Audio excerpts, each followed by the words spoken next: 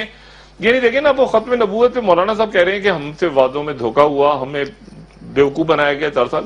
یعنی مولانا فضل الرحمان صاحب کو بیوقوف بنایا گیا. یعنی یہ ایک اور یہودی سازش ہوئی جس کے تحت مولانا فضل الرحمان صاحب کو 4 سال تک میاں نواز شریف صاحب نے بیوقوف بناتے رہے ان کو. مطلب رسگلے کھلا کے بیوقوف اتنا بنایا کہ وہ آخر میں مطلب وہ خود ایک عجیب سی فیز میں جا کے کہہ رہے ہیں میں 4 سال بیوقوف بنایا نواز شریف نے. اچھا جی، اس سے پہلے زرداری صاحب نے بیوقوف بنایا، اس سے پہلے مشرف صاحب نے بیوقوف بنایا. مجھے پچھلے 50 سال سے مولانا فضل الرحمان صاحب حاضر من فضل ربی وہ بیوقوفی بنتے جا رہے ہیں، اور وہ ایسی کمال بیوقوفی ہے کہ اس میں ان کی دولت میں اضافہ ہو رہا ہے، وہ بیوقوف بن رہے ہیں.